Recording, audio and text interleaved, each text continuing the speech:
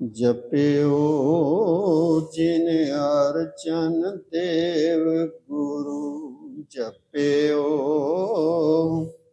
ਜਿਨ ਅਰਜਨ ਦੇਵ ਗੁਰੂ। ਜਪਿਓ ਜਿਨ ਅਰਜਨ ਦੇਵ ਗੁਰੂ।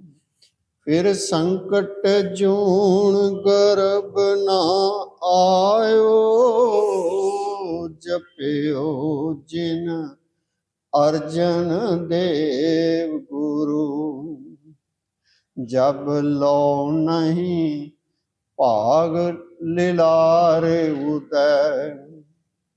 ਤਬ ਲੋ ਪ੍ਰਮ ਤੇ ਫਿਰ ਤੇ ਬਹੁ ਧਾਇਓ।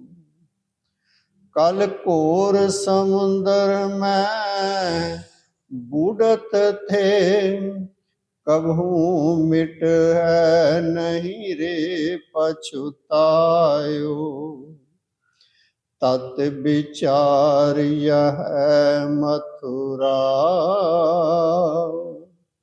जग तारण को अवतार बनायो।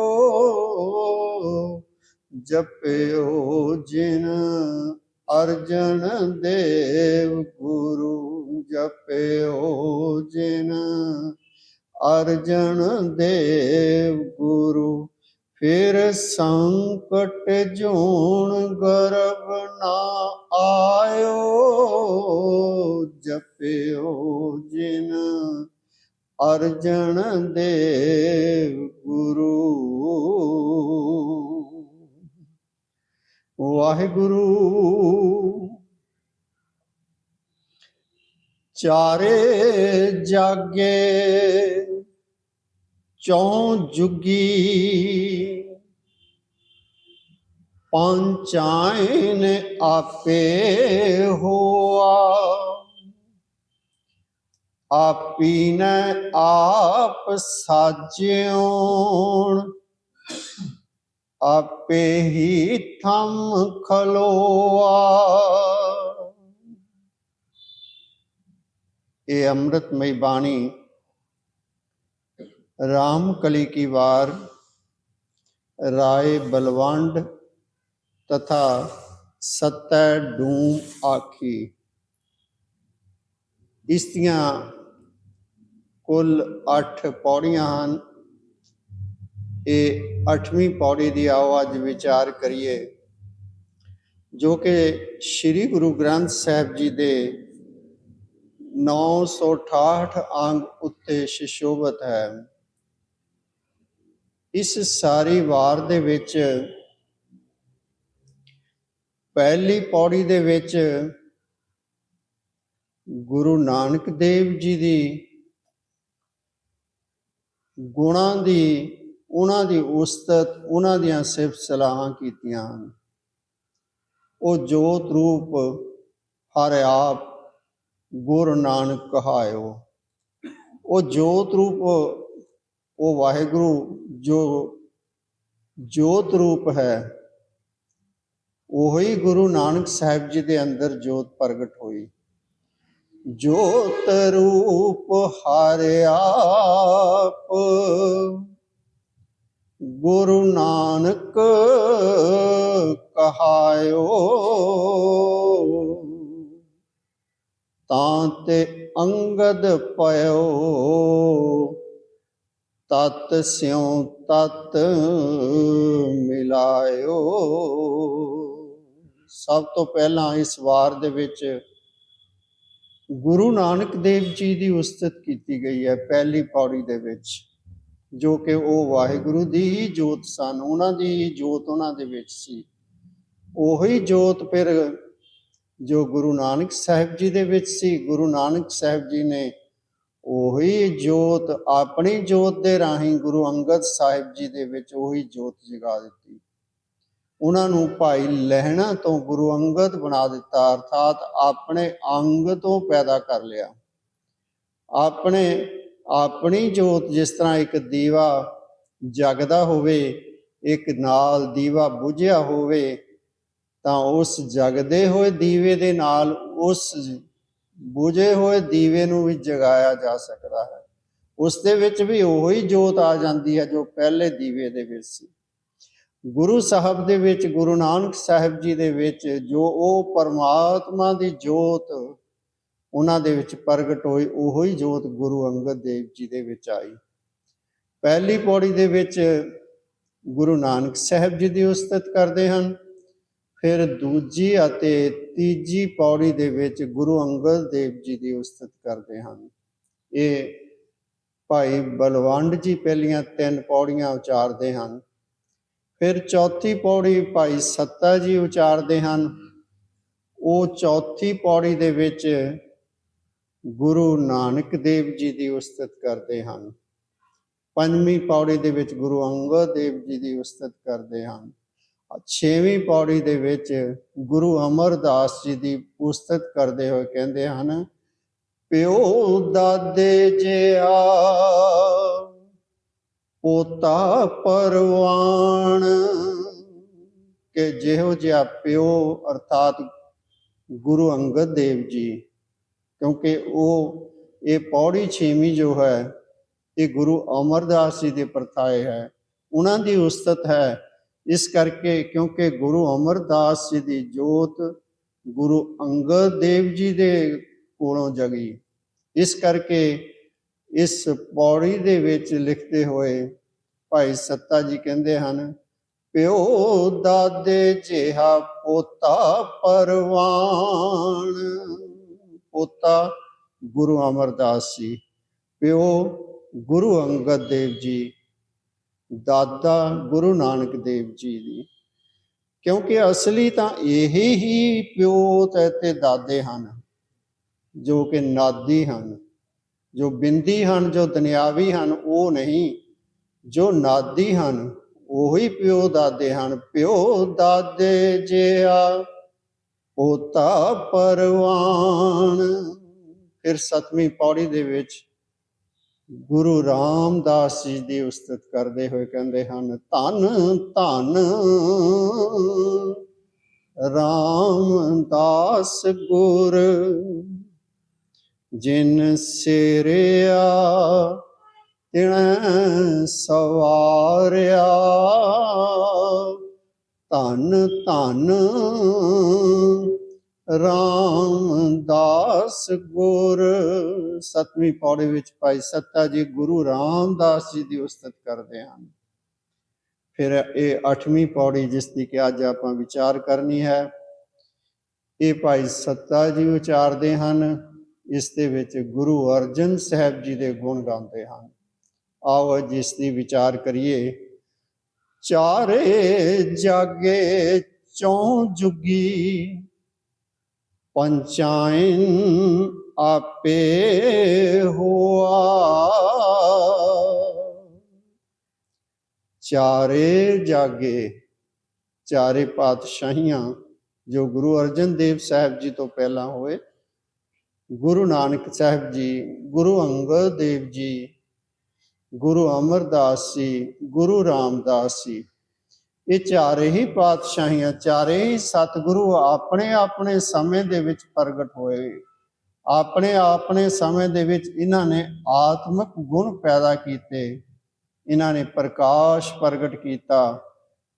ਚਾਰੇ ਜਾਗੇ ਚੌਂ ਜੁਗੀ, ਪੰਚਾਇਨ ਆਪੇ ਹੋਆ। ਪੰਚਾਇਨ, ਪੰਚ ਜਮਾ ਆਇਨ, ਪੰਜ ਸੋਮਿਆਂ ਦਾ ਘਰ, ਪੰਜ ਤੱਤਾਂ ਦਾ ਘਰ, ਅਰਥਾਤ ਜਿੱਥੋਂ ਪੰਜ ਤੱਤ ਜੋ ਹਨ ਉਹ ਪੈਦਾ ਹੁੰਦੇ ਹਨ, ਅਰਥਾਤ ਵਾਹਿਗੁਰੂ। ਇਹ ਚਾਰੇ ਹੀ ਗੁਰੂ ਪਾਤਸ਼ਾਹੀਆਂ ਆਪਣੇ ਆਪਣੇ ਸਮੇਂ ਤੇ ਪ੍ਰਕਾਸ਼ਮਾਨ ਹੋਏ ਅਤੇ ਇਹਨਾਂ ਦੇ ਵਿੱਚ ਉਹ ਪੰਚਾਇਨ ਜੋ ਹੈ, ਅਕਾਲ ਪੁਰਖ ਜੋ ਹੈ, ਉਹ ਆਪ ਹੀ ਪ੍ਰਗਟ ਹੋਇਆ। ਕਿਉਂਕਿ ਜੋਤ ਉਹ ਵਾਹਿਗੁਰੂ ਦੀ ਜੋਤ ਹੀ ਗੁਰੂ ਨਾਨਕ ਸਾਹਿਬ ਜੀ ਦੇ ਵਿੱਚ ਆਈ। ਜੋਤ ਰੂਪ ਹਰਿ ਆਪ, ਜੋ ਜੋਤ ਰੂਪ ਹਰੀ ਆਪ ਹੈ, ਗੁਰੂ ਨਾਨਕ ਕਹਾਇਓ, ਉਹ ਗੁਰੂ ਨਾਨਕ ਕਹਾਏ। ਉਹੀ ਜੋਤ ਵਾਹਿਗੁਰੂ ਦੀ ਗੁਰੂ ਨਾਨਕ ਕਹਾਏ।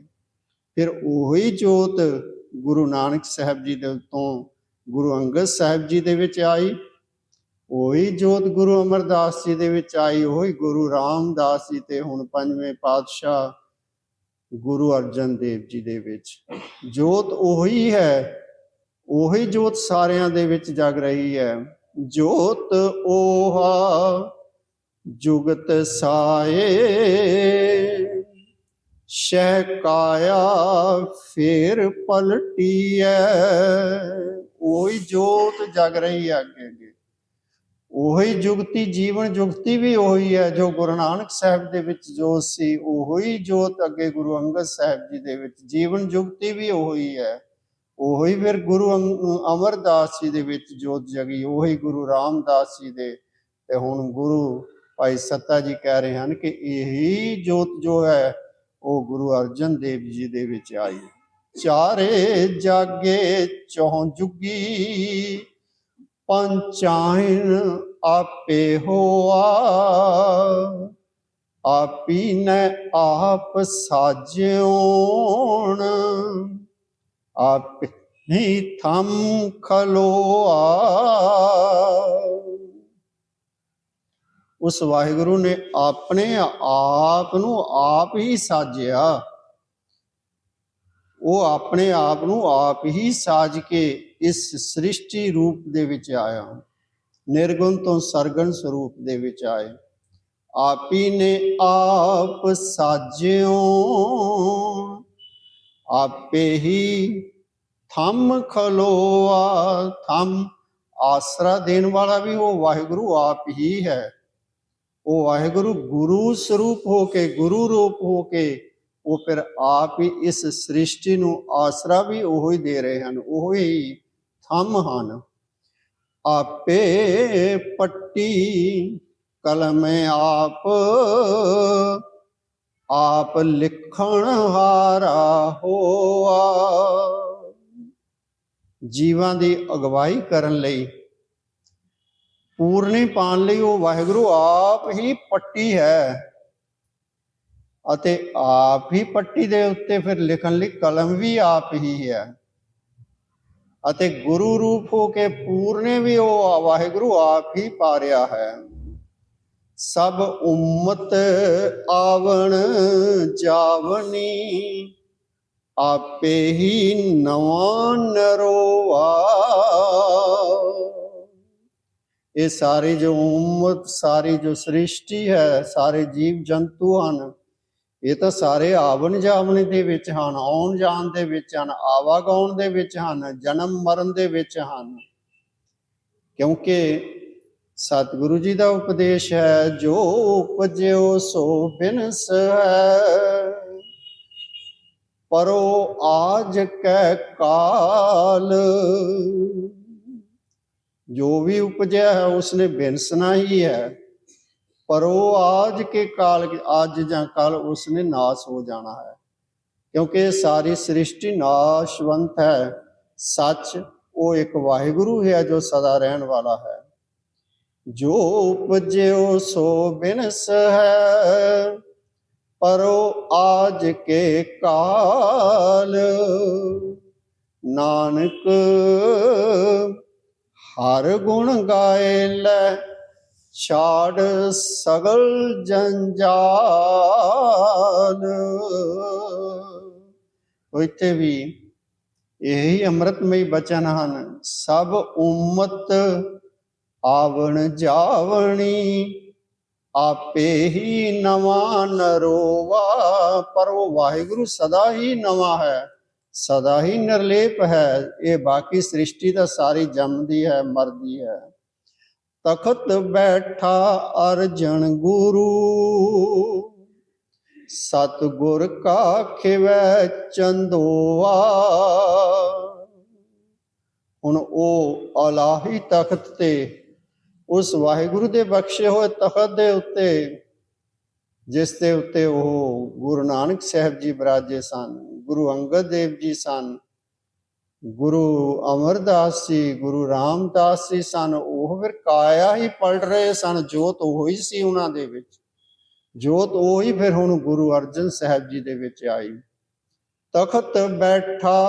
ਫਿਰ ਉਹ ਗੁਰੂ ਅਰਜਨ ਦੇਵ ਜੀ ਉਸ ਅਲਾਹੀ ਤਖਤ ਦੇ ਉੱਤੇ ਬੈਠੇ ਹਨ, ਉਸ ਵਾਹਿਗੁਰੂ ਦੇ ਬਖਸ਼ੇ ਹੋਏ ਤਖਤ ਦੇ ਉੱਤੇ ਬਿਰਾਜਮਾਨ ਹਨ। ਤਖਤ ਬੈਠਾ ਅਰਜਨ ਗੁਰੂ, ਸਤਿਗੁਰ ਕਾ ਖਿਵੈ ਚੰਦੋਆ। ਤੇ ਸਤਿਗੁਰੂ ਜੀ ਦੇ ਉੱਤੇ ਚੰਦੋਆ ਜੋ ਹੈ ਉਹ ਖਿਵੈ, ਉਹ ਲਿਸ਼ਕਾ ਮਾਰ ਰਿਹਾ ਹੈ।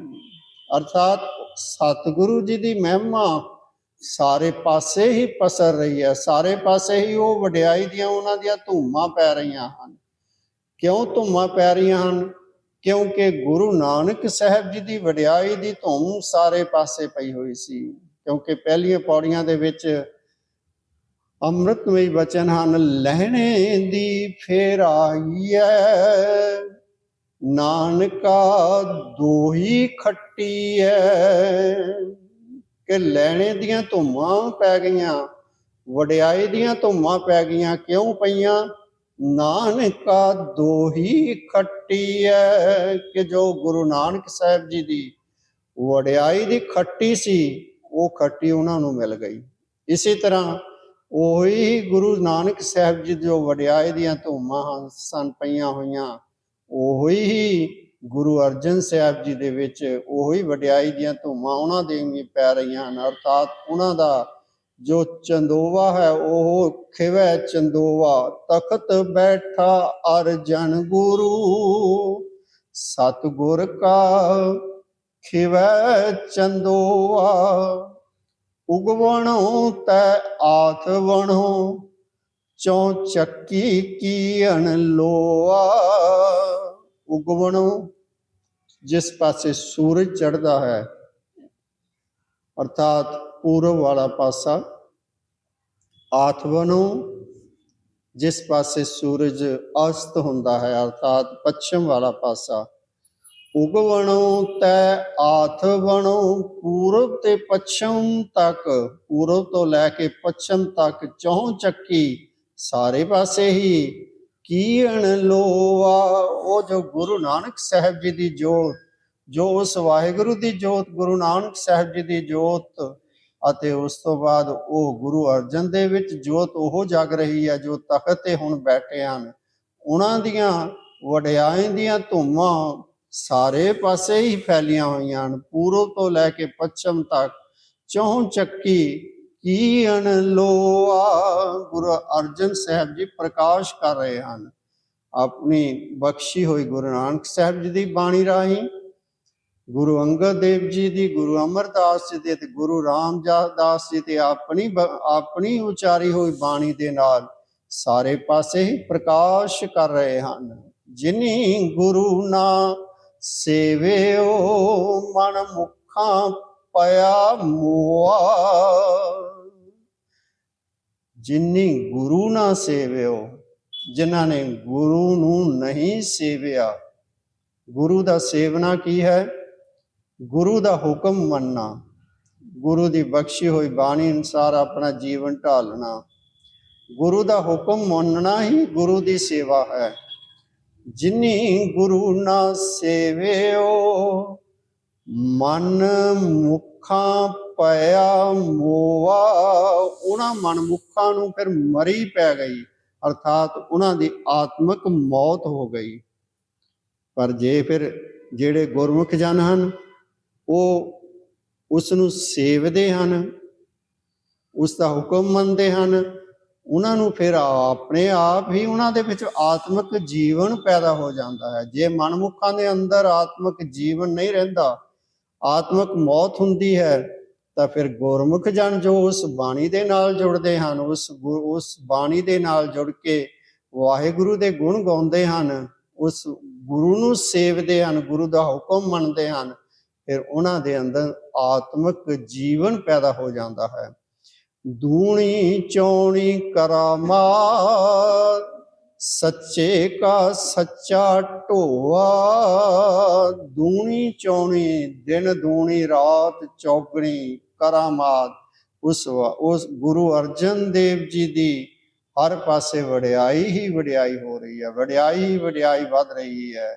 सच्चे का सच्चा ढोवा, सच्चे का उस वाहिगुरु सच्चे दा सच्चा ढोवा, ये एक सच्ची ढोवा उस वाहिगुरु दा सच्चा तोहफा है।